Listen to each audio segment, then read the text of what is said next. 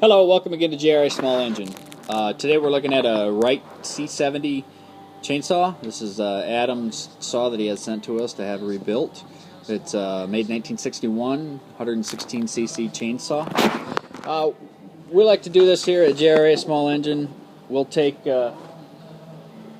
these old relics and old rare saws and find the best parts we can find and replace them, rebuild them, make our own if we have to, if they're too rare, and kind of offer a service that's fairly unique to you, the customer, that you can't usually take into your local chainsaw dealer and have them very happy about trying to work on something like this. But we like to do it, and so far everybody's been happy with the result.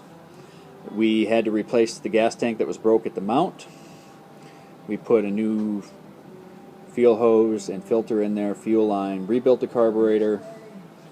We had to make a bar mount adapter, put a brand new bar and chain on it, 404 pitch. Hard finding that exact mount. In the future, maybe one will come across and it can be replaced, but for right now that one works great.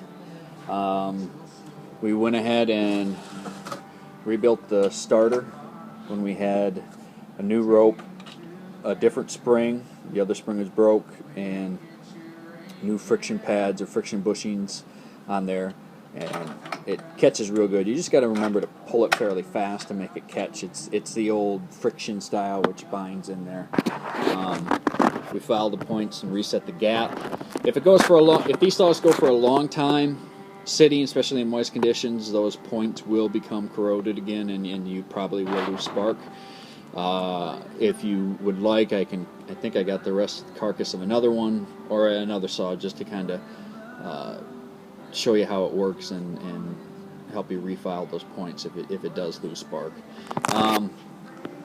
We rebuilt the carburetor this is a fairly unique Carter ND carburetor, much like the Tillotson HL series that were used in the 60s, 70s, and the 80s on larger chainsaws, snowmobiles, just about anything you can find. But this is fairly rare. They don't make the kit for anymore. We found a guy that is actually making a new kit aftermarket and does a great job. If you want, I can give you his name and we can go from there. Here is how this carburetor works. Here is your high idle or high mixture adjustment.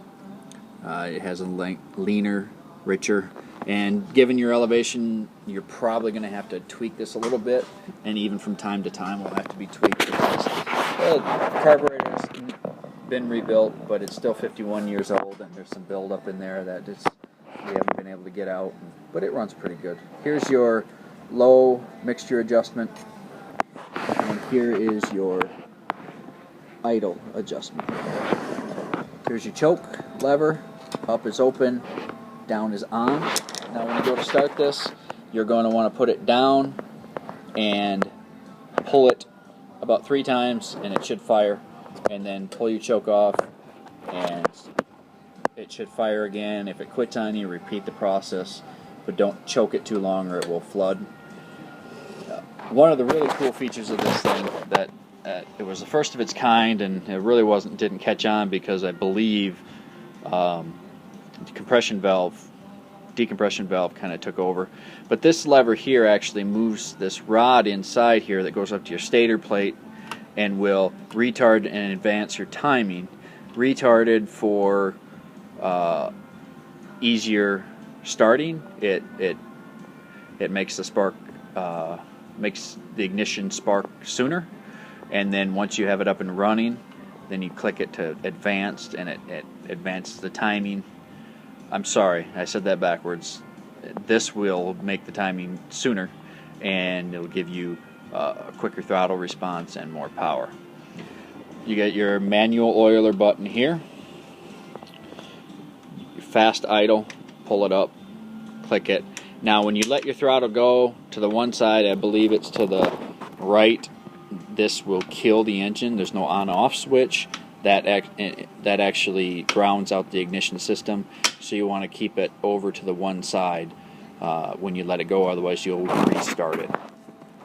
We had to make a new air filter for this. It's not exactly perfect. It turned out to be a 2-piece, which to hold it all in there together better.